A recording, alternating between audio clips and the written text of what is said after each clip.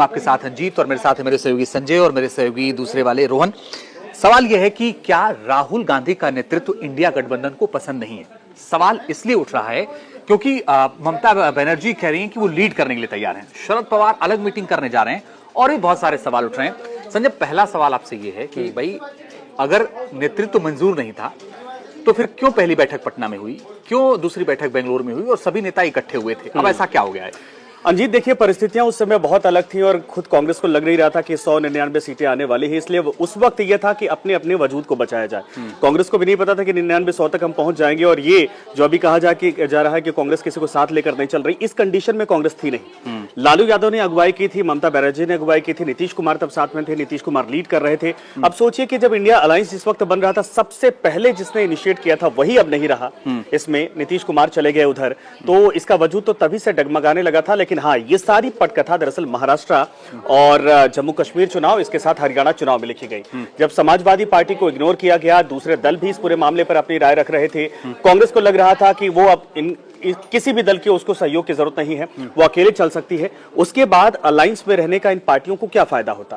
ममता बनर्जी पहले बोल चुकी है कि मैं बंगाल से हूं, ठीक है कोई बात नहीं, लेकिन मैं यहां से लीड करूंगी क्योंकि सबको बराबरी का मौका मिल सके।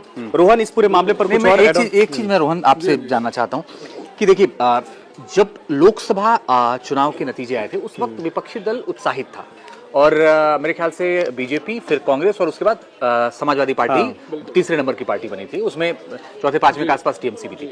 अब सवाल इस बात का है कि क्या जो विधानसभा चुनाव के नतीजे आए, चाहे वो हरियाणा के हों, चाहे वो जम्मू कश्मीर के हों या फिर वो महाराष्ट्र के हों, इसी के बाद से समीकरण सारा कुछ बिगड़ गया? बिल्कुल अंजीत, समीकरण इसके बाद ही बिगड़ा है। और आपको याद होगा अंजीत, जिस तरह से लालू यादव ने शुरुआत में ही, जब इंडिया अलायंस की पहली बैठक हुई थी संजय, तो उस वक्त लालू यादव ने कहा था, राहुल गांधी को दूल्हा बताया था और तमाम बाराती दूल्हे के पीछे चल पड़े थे। लेकिन अब लालू यादव नहीं, ममता का नाम सबसे आगे कर दिया है। लालू यादव सपोर्ट में आ गए, अखिलेश यादव की पार्टी सपोर्ट में आ गई है, शरद पवार ने सपोर्ट कर दिया। आज दिल्ली में अरविंद केजरीवाल के साथ शाम में मीटिंग भी है शरद पवार की, तो हो सकता है लास्ट तक अरविंद केजरीवाल भी ममता का नाम आगे बढ़ा ही दे। उधर शिवसेना की तरफ से तो कहा ही जा रहा है। लेकिन सबसे बड़ी बात, कांग्रेस के साथ मामला इसलिए फंस रहा है कि कहीं ना कहीं जो छोटे दल हैं इंडिया अलायंस में, उनको कहीं ना कहीं पिछले 1 से 1.5 साल में देखा गया ऐसा, और खासकर लोकसभा चुनाव के बाद जो ये 4 राज्यों के विधानसभा चुनाव हुए हैं, उसमें ये देखा गया कि कांग्रेस कहीं ना कहीं अपने से छोटे दलों को तरजीह नहीं देती है, दबाने की कोशिश करती है।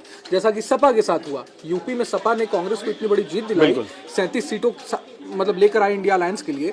आपने महाराष्ट्र में सीट नहीं दिए, जम्मू कश्मीर में सीट नहीं दिए, हरियाणा में भी आपने सीट नहीं दिए, तो ये तमाम चीजें यही कहती हैं। नहीं, एक चीज मुझे समझाइए, अगर ऐसा होता है जैसे मुझे याद है कि लालू यादव ने मटन पार्टी की थी, मिश्रा भारती उस वक्त मौजूद थी, कांग्रेस को लेकर बड़ी बड़ी बातें और बड़ा कम्युनिकेशन दिखाई दे रहा था।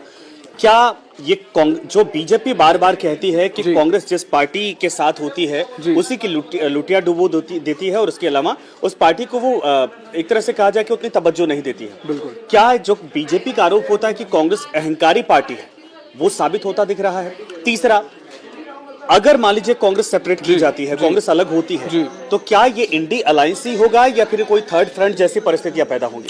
देखिए, इंडिया अलायंस ही होगा और तमाम दल जो हैं वो भी कह रहे हैं कि अगर कांग्रेस, हम ममता का सपोर्ट कर रहे हैं, कांग्रेस को आना है तो यू आर मोस्ट वेलकम और इसमें कोई दिक्कत नहीं है। इंडिया अलायंस आपको लगता है कांग्रेस आएगी? वही है दिक्कत, बहुत बड़ी बात है। ईगो सेटिस्फाई कर पाना, ईगो नहीं, चेहरा प्रधानमंत्री का बनाना, चेहरा भी बिल्कुल। और कांग्रेस सबसे बड़ी पार्टी भी है, सीटों के लिहाज से भी आप देख लें 99 सीटें हैं और विपक्षी दल है। टीएमसी आई थिंक चौथी सबसे बड़ी पार्टी है, अगर आप देख लें तो। मुझे लगता है कि तीसरी है हुई। समाजवादी पार्टी के बाद टीएमसी फिर डीएमके है। जी हाँ, तो टीएमसी है, टीएमसी तीसरी सबसे बड़ी पार्टी है अलायंस में। लेकिन हाल के आप चुनाव के नतीजे भी देख ले, महाराष्ट्र में भी देख ले, कांग्रेस का सुपड़ा साफ हो गया। महाराष्ट्र में तो इनफैक्ट उद्धव ठाकरे की शिवसेना ने कांग्रेस से ज्यादा अच्छा प्रदर्शन किया है, कांग्रेस ने ज्यादा सीटों पर चुनाव भी लड़ा था और चुनाव सीट बंटवारे को लेकर इतना टसल भी हुआ था। हरियाणा में भी आप वही देख लें, मिसमैनेजमेंट के चलते कांग्रेस से कितनी बड़ी गलती हुई। बिल्कुल। लेकिन आप टीएमसी का देख लें, टीएमसी क्या दावा कर रही है? टीएमसी दावा ये कर रही है कि जिस बीजेपी को हराने की कांग्रेस बात करती है, उसी बीजेपी के खिलाफ कांग्रेस का स्ट्राइक रेट टीएमसी से भी कम है।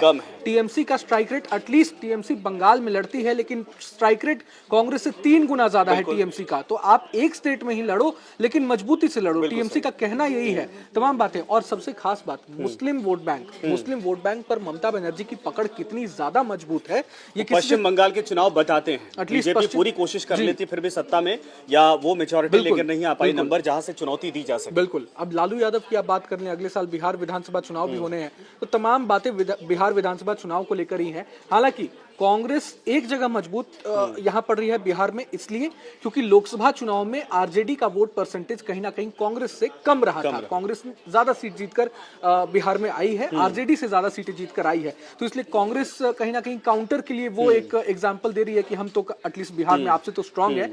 लेकिन कहीं ना कहीं बिहार विधानसभा चुनाव में सीट बंटवारे को लेकर भी ये दबाव बनाने की कहीं ना कहीं कोशिश है। कांग्रेस लोकसभा चुनाव का एग्जाम्पल देकर सीट बंटवारे में अपना ज्यादा शेयर चाहती है, तो आरजेडी इसीलिए लालू यादव अभी से इसलिए ममता बनर्जी की पैरवी कर रहे हैं कहीं ना कहीं, और तमाम और नहीं, दलों लेकिन का सवाल ये है कि शरद पवार जैसे नेता चूंकि कांग्रेस के साथ आने का उनको भी मतलब महाराष्ट्र में समझ में आ गया। ठीक है, बिहार को लेकर हम एग्जांपल ले सकते हैं कि आने वाले वक्त में चुनाव है, पर लालू तेजस्वी चाहते हैं कि बार्गेनिंग की कंडीशन ऐसी हो कि आप डोमिनेट करें, लीड करें, ऐसा ना हो कि कांग्रेस बारी पड़ जाए। लेकिन ममता बनर्जी बार बार अगर ये कहती हैं कि हम लीड करने के लिए, एक ही बार उन्होंने हाल ही कहा कि मुझे लगता है कि अगर मुझे मौका मिलेगा तो मैं लीड करूंगी।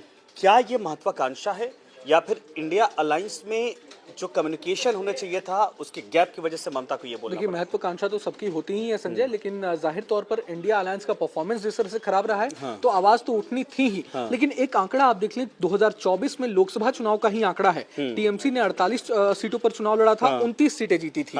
समाजवादी पार्टी 71 सीटों पर चुनाव लड़ी थी, 37 जीती। कांग्रेस 328 सीटों पर चुनाव लड़ी, 99 सीटें जीती। वोट शेयर कांग्रेस और टीएमसी का आप डिफरेंस देख लीजिए, टीएमसी का 60.4% वोट शेयर है और कांग्रेस का महज 30% है, तो डबल वोट शेयर टीएमसी लेकर आ रही है कांग्रेस से। तो जाहिर तौर पर ममता बनर्जी इस वक्त मजबूत ये है। आंकड़े पूरे देश के हैं या पूरे देश के हैं, पूरे देश में टीएमसी 48 सीटों पर लड़ी थी और कांग्रेस 328 सीटों पर लड़ी थी। सीटों के लिहाज से भी आप कह सकते हैं कि ज्यादा सीटों पर लड़ी थी, इसलिए भले ही वोट शेयर में इतना डिफरेंस है, मगर एटलीस्ट बंगाल का आप एग्जांपल देख लें, पिछले चुनाव में बीजेपी इतनी मजबूती से पूरी ताकत बीजेपी दमखम लगा दिया था, मगर फिर भी 70 से 75 सीटों के अराउंड बीजेपी सिमट कर रह गई थी और ममता बनर्जी ने पूर्ण बहुमत के साथ फिर से सरकार बनाई थी। तो ये प्रेशर है, प्रेशर पॉलिटिक्स है या वाकई में ऐसा होने वाला है? कांग्रेस पार्टी साइडलाइन की जाएगी? साइडलाइन होगी या नहीं, ये तो अब इंडिया अलायंस की अगली बैठक होगी। कांग्रेस के नेता तो ये बोल रहे हैं कि भाई प्रधानमंत्री के लिए सबसे अच्छे उम्मीदवार और इंडिया गठबंधन को लीड करने वाला चेहरा सिर्फ राहुल गांधी है। उमर अब्दुल्ला ममता के बोलने के बाद मैं उमर अब्दुल्ला का भी बयान सुन रहा था, जम्मू कश्मीर का भी के सीएम उमर अब्दुल्ला, उनका भी बयान सुन रहा था। उन्होंने कहा है कि ममता बनर्जी को अगर दावेदारी ठोकनी है तो इंडिया अलायंस की बैठक में सबके सामने दावेदारी ठोके, ऐसे इधर उधर की बातों पर ज्यादा महत्व देना सही नहीं है, उन्होंने यही कहा है। और जम्मू कश्मीर का भी एग्जाम्पल आप संजय ले लीजिए, जम्मू कश्मीर में भी कांग्रेस ने भले ही नेशनल कॉन्फ्रेंस के साथ चुनाव लड़ा था, लेकिन अगर नेशनल कॉन्फ्रेंस ऐसा नहीं है कि कांग्रेस पर डिपेंडेंट होकर चुनाव लड़ा, अकेले दम पर उसने चुनाव जीता और ज्यादा सीटें लेकर भी आई। तो आप तमाम जम्मू कश्मीर देख लें, महाराष्ट्र देख लें, उसके पहले पिछले साल के भी चुनाव आप देख लें, मध्य प्रदेश, छत्तीसगढ़ और राजस्थान, तीनों जगह कांग्रेस का जिस तरह से कहीं ना कहीं प्रदर्शन काफी खराब रहा और बीजेपी उभर कर सामने आई, तो इससे भी ममता की दावेदारी इसलिए मजबूत हो जाती है क्योंकि राजस्थान का जिक्र करें, हरियाणा का जिक्र करें, यहाँ दोनों पर तो कांग्रेस पार्टी मजबूत थी, फिर भी चुनाव हार गई। इसका मतलब ये है कि कांग्रेस के अंदर खाने भी चीजें बहुत दुरुस्त करने की आवश्यकता है। और तीसरा ये है कि ममता बनर्जी अगर मीडिया के सामने ये बोलना पड़ रहा है तो कम्युनिकेशन को लेकर भी कहीं ना कहीं आपस में चीजें टकरा रही। देखिए, ममता और कांग्रेस के बीच ये टसल जो कहीं ना कहीं इसकी शुरुआत जो हुई, ये अभी हाल ही में बंगाल में जो अभया रेप केस जो सामने आया था, रेप एंड मर्डर केस, उसके बाद जिस तरह से कांग्रेस ने ममता के धुर विरोधी नेता अधीर रंजन चौधरी को एक बार फिर बंगाल कांग्रेस की कमान सौंपी, उसके बाद ये टसल और ज्यादा बढ़ गया था। कहीं ना कहीं ममता ने भी इंडिया अलायंस, आप देख ले विधानसभा चुनाव में भी चाहे लोकसभा चुनाव में भी कांग्रेस के लिए ममता बनर्जी ने कभी प्रचार नहीं किया, प्रचार में सामने भी नहीं आई। और अभी जिस तरह से ममता की छवि कहीं ना कहीं, ममता सरकार की छवि कहीं ना कहीं उसको ठेस पहुंचा, और उसमें राहुल गांधी भी जाकर जिस तरह से मुखर हुए उस मुद्दे को लेकर, प्रशासन पर सवाल उठा दिया, पुलिस व्यवस्था पर सवाल उठा दिया, पैदा करने वाली बिल्कुल कि साथ में रहने के बावजूद आप एक तरह से कहा जाए कि उसको अपोज कर रहे हैं। बिल्कुल। अच्छा, ये बताइए, लालू प्रसाद यादव तो चूंकि सोनिया गांधी से बहुत अच्छी बनती है, राहुल गांधी को बहुत मानते हैं, कांग्रेस पार्टी से जब भी अलायंस बनाने की बात आई है सबसे पहले इन्हीं की भूमिका होती है, यही मीटिंग करवाते नीतीश कुमार को भी लेकर गए थे, आपको याद होगा। लालू कैसे विरोध में हो मैंने सकते हैं। बताया ना 2025 का विधानसभा चुनाव होना है। लोकसभा के चुनाव के रिजल्ट के आधार पर कांग्रेस कहीं ना कहीं आरजेडी को दबाने की कोशिश कर रही है और ये कह रही है कि हमें लोकसभा चुनाव के आधार पर जिस तरह से हम ज्यादा वोट शेयर लेकर आए हैं, वोट शेयर प्रतिशत ज्यादा रहा है, तो विधानसभा में सीटों का हमें जो ये बंटवारा, सीट बंटवारे में जो आंकड़ा है, कांग्रेस को ज्यादा सीटें मिलनी चाहिए। तो अभी से ही वो लालू ने दिमाग लगाकर टैकल करने की कोशिश कहीं ना कहीं अभी शुरू कर दी है। तो ये लालू चीजें इसके मिली। महारथी भी माने बिल्कुल, जाते हैं और बिल्कुल। जाहिर सी बात है कि जितनी क्षेत्रीय पार्टियां हैं उनको पता है कि कांग्रेस पार्टी के छतरी के नीचे आना उन पार्टियों के लिए राज्यों में नुकसान कर रहा है और यही कारण है कि कांग्रेस हर जगह डोमिनेट तरीके से उनको लीड ना करे और अपना वजूद मजबूत करना है, अपने आप को राज्यों में मजबूत करके रखना है। जहां जहां विधानसभा चुनाव हुए हैं वहां पर उन पार्टियों के अपने अस्तित्व को और स्ट्रांग करना है। कांग्रेस पार्टी से इतर हटकर ये सियासी मैसेज देने की कोशिश की जा रही है, लेकिन ममता का अगर ये तेवर ये कहता है कि वो लीड करने को तैयार है तो जाहिर सी बात है कांग्रेस के लिए चुनौती बढ़ जाती है, टेंशन बढ़ जाती है, क्योंकि एक मत होने के नाते केंद्र में वो मजबूती मिलती थी। इंडिया अलायंस में अगर 2 मत होगा, 2 धुरी बनती दिखाई देगी तो इसका सीधा फायदा भारतीय जनता पार्टी को आने वाले हर एक चुनाव में दिखाई देगा। धन्यवाद आप सबका। न्यूज नेशन अब व्हाट्सएप पर खबरों की ताजा अपडेट के लिए न्यूज नेशन के इस QR कोड को स्कैन करें।